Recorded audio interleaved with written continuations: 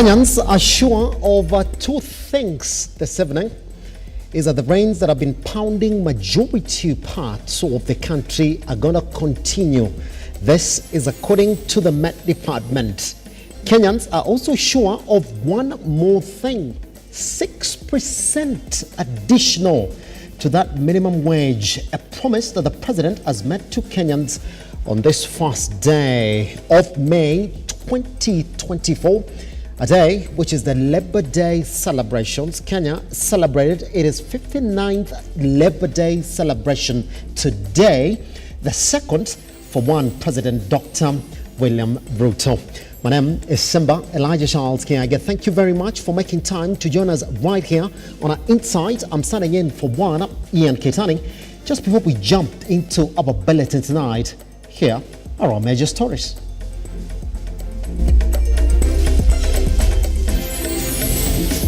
Minimum wage tuongeze at least minimum by 6%. Tonight on our Insight, President William Ruto orders an increase of minimum wage for workers as he shunned the politics of division at the 59th Labor Day celebrations.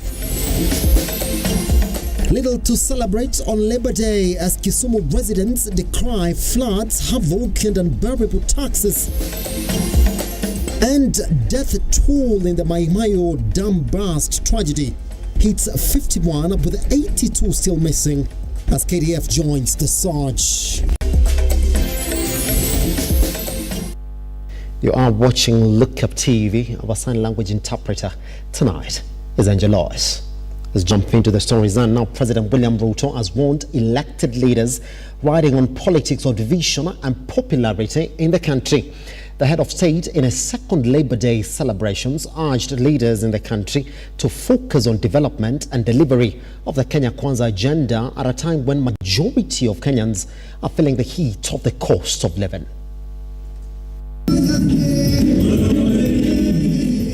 The rains that threatened to come down did not stop Kenyans from thronging into Uhuru Gardens to listen to what the president had in store for them.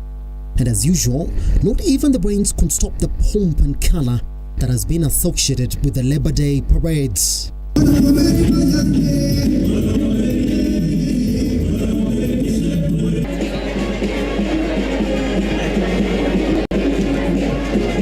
When the head of state took to the podium, however, he did not have soft words for the leaders who had joined him in marking the 59th day Labor Day celebrations. Hakuna haja ya kudanganya. Hakuna haja ya kutafuta umaarufu. Tuambiane tu ukweli. Because those of us who are elected as leaders, we are not elected to be popular. We are elected to serve and to transform our country and to work for those who elected us. President Ruto further cautioned Kenyans elected leaders from fighting the government on its policies and urged them instead to be part of the solution seeking so as to deliver to Kenyans. Let us try and be part of the solution. Viongozi waziwe ndio part of the problem. The president using this opportunity to throw a jibe at the opposition who have time and again threatened to demonstrate against the government over its policies which he maintains meant good for Kenyans. Kufanyia maandamano njaa haiwezi kupotea. Mpaka tuende shambani tuzalishe chakula ipatikane kwa wingi ndio tuweze kupunguza gharama ya unga na chakula. On a day that majority of Kenyans expected to get only goodies from the president, politics took center stage in the president's speech. For Inside, Simba Elijah Charles Kiage.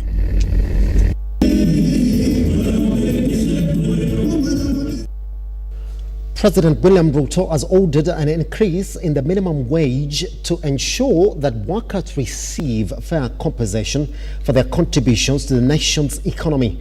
During a speech at the 59th International Labor Day celebrations in Nairobi, Ruto instructed Labour Cabinet Secretary Florence Bore to lead the efforts to increase the minimum wage by a minimum of 6%. John Matava reports. While red, white, green and black are some of the globally used colors around the Labor Day, in Kenya the purple colors become synonymous with May Day due to efforts by the Central Organization of Trade Unions under Atwoli's leadership. While marking their 59th Labor Day celebrations at Uhuru Gardens in Nairobi, President William Ruto instructed the Ministry of Labour to implement multiple wage councils as outlined in the 2007 Labour Relations Act to foster industrial peace and effectively manage disputes, revealing plans to boost the minimum wage by 6%. Na ndio mimi nataka sasa nimwambie waziri wetu wa Labour aite kamati ile inahusika na waketi chini minimum wage tuongeze at least minimum by 6%, na mutaniambia vile hesabu hiyo itafanyika. President William Ruto said the affordable housing project has now helped to create jobs for at least 140,000 Kenyan youths, further adding that thousands of youth have always landed employment through the online jobs which his government has created. 1,000 young people who were not working last year, but they are working this year in our housing program. As I talk to you today here, we have another 120,000 young people in our TVETs, in our ICT hubs today who are earning salaries, who have a job. At the same time, President William Ruto told of the Kenya Medical Practitioners, Pharmacist and Dentist Union KMPDU over their demands, urging the Doctors Union to call their members back to work, adding that they would seek to resolve their issues down the road when the economy is self-sustaining. Na ndio nawauliza hata madaktari wetu, tumeweka kwenye meza yale serikali iko tayari kufanya. Kati ya mambo nafikiri 19, serikali imekubali mambo 17.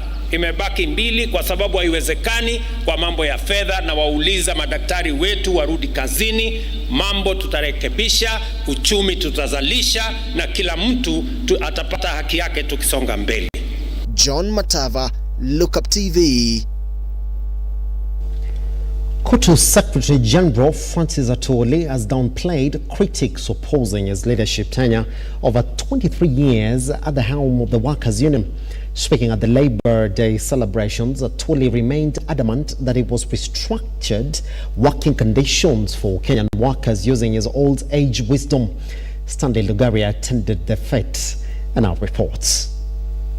The gallants, fearless fighters, people who set us free from the labor movement. And we must remember, we must have their history. They were not people who had been appointed by government on various positions and they want to pretend to be labor leaders. Change is on. 59th Labor Day celebrations in the country was characterized by politics in the fete at the Uhuru Gardens podium, in attendance of President William Ruto among other senior government officials. The host, the Central Organization of Trade Unions KOTU Secretary General Francis Atwoli, took the opportunity to downplay criticism from those opposing his leadership at the union. When I hear some people coming out with some suggestions that are irrelevant, unacceptable, and not in tune with the dance that is on the platform currently, Atwoli slammed a section of leaders primarily in the government, urging them to differentiate between a union and a SACCO, owing to the office and job description the duo hold, reiterating his commitment in ensuring workers' grievances are upheld. Your Excellency, we must always remember that Africa, Asia, and Latin America, we attained our independence through the struggle of the trade union movement, including this our country. Atwoli clinged on the fact that Kenya is among other African countries to have attained independence through the trade unions, insisting that the office he holds calls on him to champion labor workers' interests so that they are not exploited by employers, as he urged the president to find a lasting solution with the striking doctors that has crippled the service delivery to those seeking services at the public hospital facilities. As I'm standing here, we have a slogan that an injury to one is an injury to all. Sister Jacqueline alishikia kidogo, hali ya madaktari wetu, clinical officers. Saa ingine usiku hatulali, Your Excellency, tukisema tutafuta njia gani mwafaka, which route, because you managed us. His remarks following a declined honor of invitation by Private Security Regulatory Authority PESRA to attend the labor celebrations. PESRA citing an alleged ongoing forensic investigation concerning the handling of funds totaling to 1.63 billion, alleged to have been deducted from private security guards and remitted to Kotu Kenya. Tunataka tugawanyane na wafanyikazi. We don't come to your office to excuse of employers, and Jacqueline is here blindly. Stanley Lugaria, Lookuptv, Nairobi.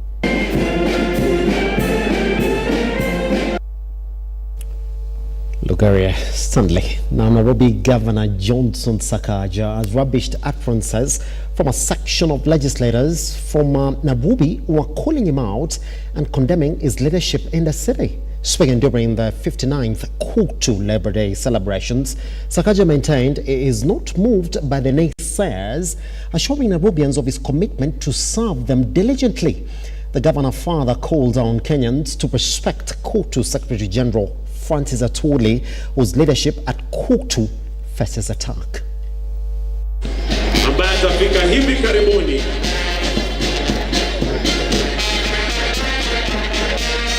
Labor Day celebrations in the county of Nairobi. Politics took center stage as Nairobi Governor Johnson Sakaja took to the podium to dismiss naysayers who are attacking him based on his leadership skills in the capital. Upigwa kila siku, wanasema nyanyako ni mchawi, wanasema sijui ulifanya nini. There will always be something. Even if you do the right thing, people will always speak. But the president told me one day, if you're a politician and a leader and you want to be popular every day, resign and sell ice cream. Ukiuza ice cream, nata uuze bure, ndo watu watakupiga. Lakini kama kiongozi, there will always be an opinion about what you do. So we thank you. The county's chief says the move is aimed at distracting him from delivering to the people of Nairobi. Papa Francis Atwoli, niliona ukisema unasikia uchungu. Ulisema unasikia uchungu sana ukiona mtoto wako governor akipigwa ama akitajwa. Ningependa kukuambia papa, usisikie uchungu, ni kawaida. Ni siasa. Na hiyo siasa huendelea, sisi ni viongozi. Ile kazi ambayo tunafanya Nairobi, kuna watu ambao wanataka tupoteze focus. Hatutapoteza focus. We know what needs to be done. We know the progress we're making. So usisikie uchungu. Sakaja also took the time to defend Kotu SG Francis Atwoli, whose reign at Kotu now hangs in the balance after getting attacks from different quarters. Ife moyo pia we papa, wale wametumwa kunichokoza pia ndo wametumwa wale wanakuchokoza. Na itaisha. Hiyo ni siasa ya kawaida, itaisha. Stand strong, stand firm. You're the leader of the trade union movement, not just in Kenya but in Africa. You must be respected. Francis Atwoli apatiwe heshima yake kama kiongozi wa wafanyikazi katika sio tu Kenya lakini katika bara la Afrika, na pia wafanyikazi wetu wasitumiwe vibaya. We have asked. The push and pull in the city's leadership has been going on for a minute, with different leaders castigating the governor, saying he has failed in his mandate. The leaders, drawn from different sides of the political divide, have been on Sakaja's neck, with Deputy President Rigathi Gachagua lately announcing that he was taking a keen interest in the city's affairs, a move that political pundits argue that is the evidence of their sour relationship. However, Governor Sakaja is on the record saying he has no problem with the Deputy President. The city under the sun has become a hot potato in the political scene. Brian Amuai, Lookuptv, Nairobi. As the country marks their 59th Labor Day, it is not all jolly for Kisumu residents who have witnessed immense flooding across 8 sub-counties. Kisumu Governor Anyang' Nyong'o further criticized the government for the heavy taxation on hard-working Kenyans. As Majid Hussein now reports, there was a significant low turnout at the Labor Day celebrations in some counties across the country. Let's take a look. As the country marks the 59th International Labour Day celebration, there is very little to celebrate in Kisumu following heavy rainfall that has wreaked havoc across the country. Speaking on the celebration day, Kisumu Governor Anyang' Nyong'o has pointed an accusing finger to the Kenya Kwanza government on the ballooning tax and appeals to the national government to take action to solve the menace. In Kenya, we are marking the Labour Day amid a crisis at the workplace.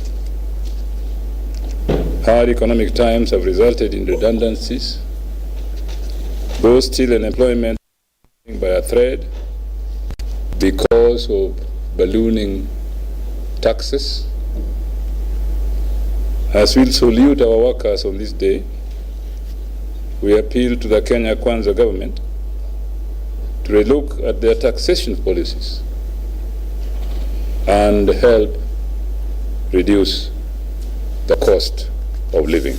The head of state led senior government and labor union officials in marking Labour Day celebration in Nairobi. In Nakuru, celebrations were marked with a low turnout, unlike in the past when the workers turned out in large numbers to showcase their various trades. Only Tosti, Midal Security Farm and scores of domestic workers marched from railway grounds to Nyako Gardens, where the feet quickly faded out after the procession.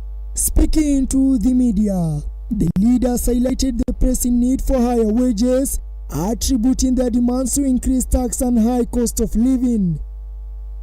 Face is about the wages.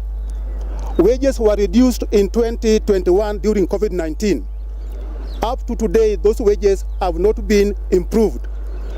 Another thing, the taxes that were created recently, those taxes have really eaten into the salary of the employees. Echoing this sentiment, Livingston Were Branch Secretary Kenya Plantation and Agricultural Union called for an increase in the minimum wage, emphasizing the burden on workers of long payrolls and increased taxes.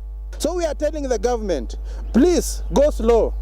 We understand you want to build the nation, you have an agenda of building the nation, but also workers have an agenda of sustaining their family. Majid Hussein, Lookuptv. We take a tiny breather right here on The Insight. Once we come back, we'll be giving you a flat swoosh across the country and telling you exactly what is going on around the Mayu Mayu Dam burst. That including sports news today, once we come back.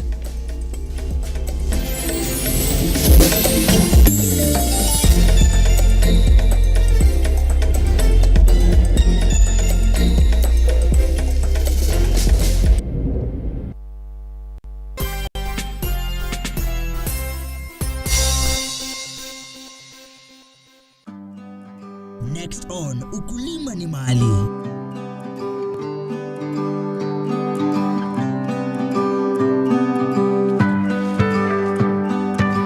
Leo tuko hapa tunataka kujua kuhusu kahawa.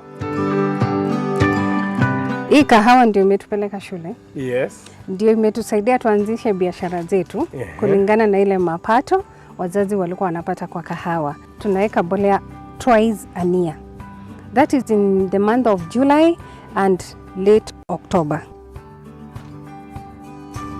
Unachuna kahawa yako pole pole ikiwa live na uchague ile imeiva kabisa, ndio uache hao wengine waendelee kukomaa. Kahawa ni kitega uchumi cha nchi yetu ya Kenya. The only thing is hope, determination na kufanya kahawa yako kazi, uitunze vizuri, usikufe roho. Ukulima ni Mali, every Sunday at 4 p.m. Are you an SME looking for a media partner?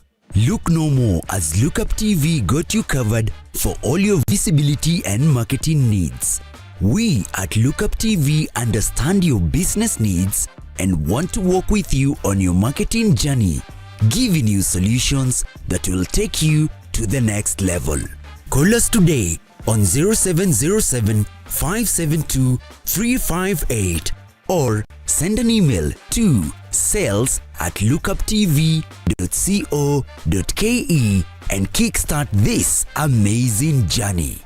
Welcome to Lookuptv, your official SME media partner.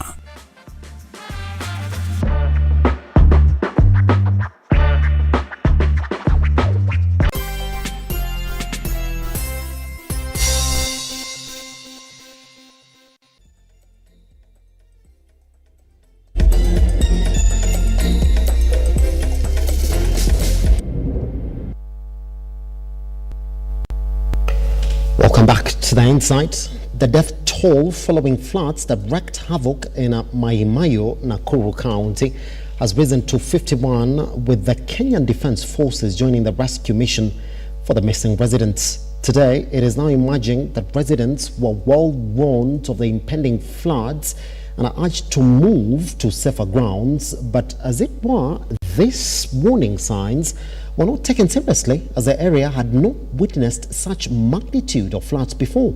Humphrey Tende with more.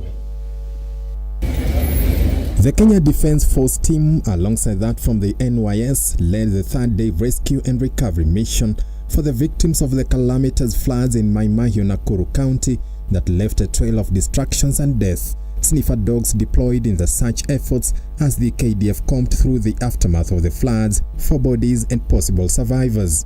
Even as the rescue efforts continued for the better part of the day, it is now emerging residents who are warned of the possible floods some days before the fateful day.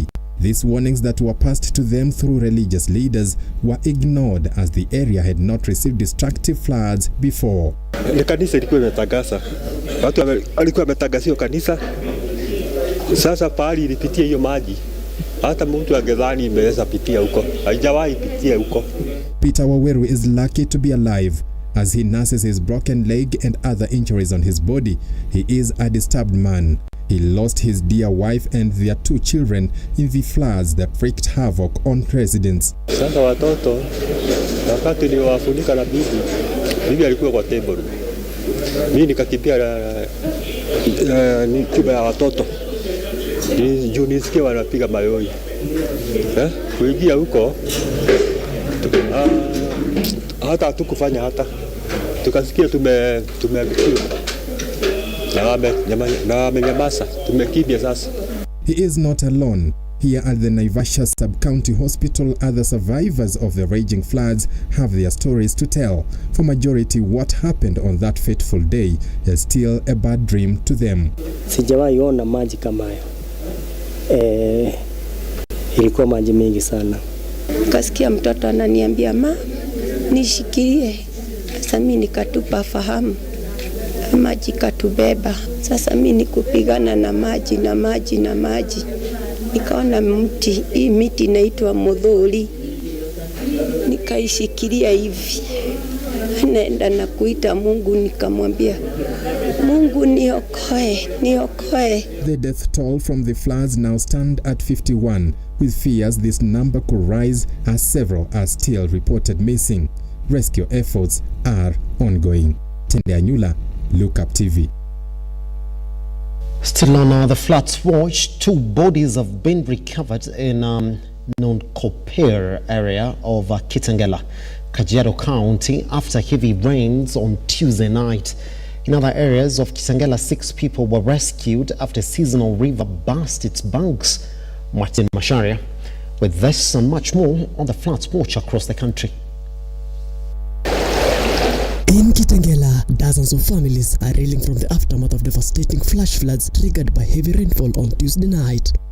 Areas such as New Valley, Changombe, Balozi and Baraka bore the brunt of the deluge as a seasonal river overflowed its banks, inundating residential neighborhoods and leaving homes submerged. Tudia mafuriko mabao ni makubwa ambao watu wale ambao wamekaribia mtoni wameathirika na mafuriko. Kwa hivyo tunaomba wakaaji wote wale ambao wako karibu na maji waondoke kabisa, kwa sababu mvua inaonekana inaendelea.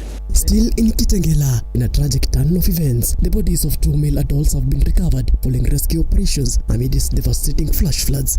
The victims were discovered in separate locations, one in Non-Kopere and the other in a ditch within the town. One of the deceased individuals was identified by the grieving relatives as a man who was attempting to cross a swollen bridge at Kwasaitoti using his bicycle. Tragically, he was swept away by the raging waters on Tuesday at 10 a.m.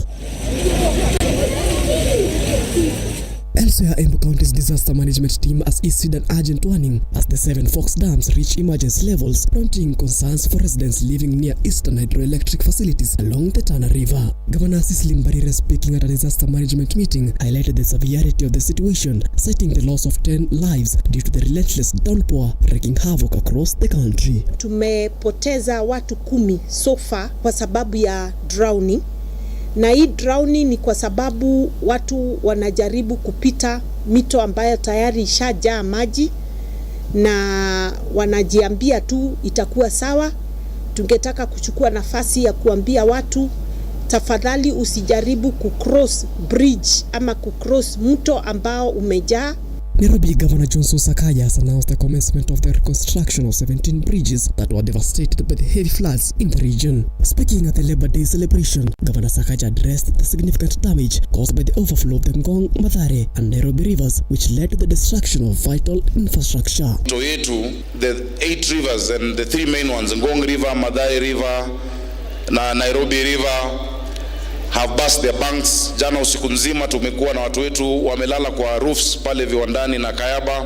Daraja kama 17 ambazo zilikuwa zimebebwa na maji, na leo hii I can confirm to your excellency that we are starting the reconstruction of all of those bridges to make sure our children can be able to go to school and to cross over. Martin Masharia, Lookuptv. Baruti residents in Nakuru led protests today accusing a KWS officer of throwing and drowning an 18-year-old boy in Lake Nakuru for illegal fishing. Locals are now calling on authorities to speed up investigations and bring the perpetrators to book, further accusing officers of frequent harassment. Ebi Kanenyi with the details. Baruti residents are seeking justice after an 18-year-old was thrown in Lake Nakuru by KWS officers with the claims that he was fishing at the lake illegally. Kelvin Erenge, whose body is yet to be retrieved, is alleged to have disappeared on Friday after being arrested by the officers. Speaking to the media, the family expressed their grief as they called on to the government to do thorough investigations. Kenya tunalilia hapa ni haki ya mtoto wetu ambaye alishikwa na afisa wa polisi wa KWS, na benye walimshika walimweka kwa boat, kisha baadaye wakampeleka deep sea na wakamwachilia bila life jacket, wakamtupa ndani. Kisha alikuwa anajiandaa kuingia shule, alikuwa amemaliza form 4 last year. Tuko na uchungu sana, ana ile uchungu wa huyo mtoto, amezima taa huyo mtoto, inaniuma sana. Siku yenye aliishi kwa Saturday tulikuwa naye kwa maji na tulikuwa deep. Venye si tulisikia boti ikikuja, mimi nikaenda kwa miti kujificha, wenzangu wengine wakatoka nje. Boti ikakuja mpaka penye alikuwa, ikapita, ikarudi rivers, ikasema ndio hii ghasia iko hapa. Wakamchukua na wakamweka kwa boat na wakaenda na yeye. Mimi nikaenda mpaka hapo kwenye alikuwa. Kitu nilikuta tu ni samaki zake na kambe yenye alikuwa na ruadha nayo. Juu ni kitu nilijionea na macho yangu na ndio maana inaniuma. Juka ningekuwa sijaona singeumwa. Leo ni siku ya 4 ndio tunaambiwa ati mwili imepatikana huku ndani. Residents further raised concern about KWS officers who are said to have been terrorizing locals by raiding the houses by the lake as they appeal to the county government and the national government to address the matter. Officers wa KWS tafadhali wametusumbua sana, hata sisi uendeshaji wa pikipiki hatuna amani. Ebi Kadenyi for the Spotlight.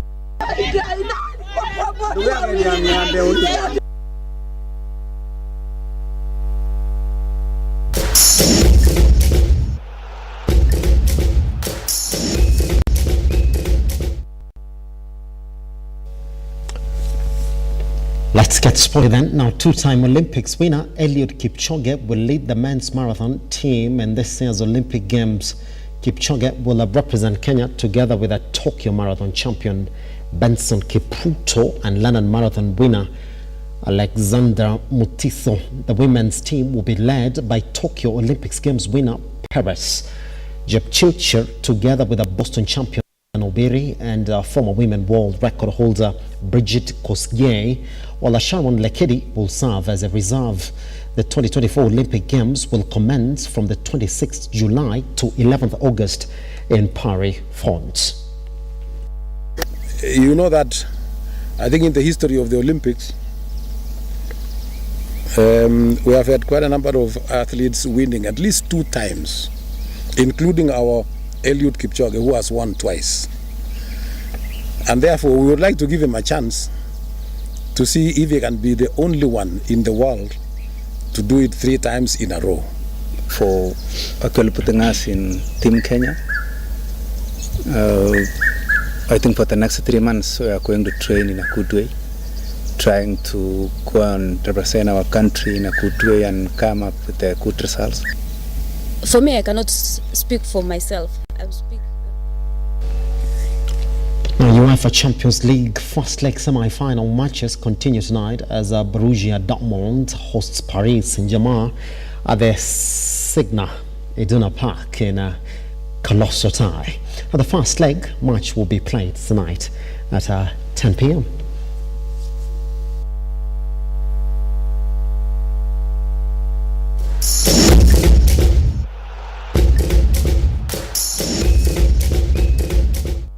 Well, that's exactly what we had for you tonight on The Inside. I was standing in for Ian Keitani. My name is Simba Elijah Charles Kiage.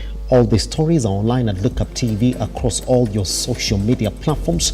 I am at Kiage Simba. Our sign language interpreter this evening was Angel Lois. Good night. See you tomorrow.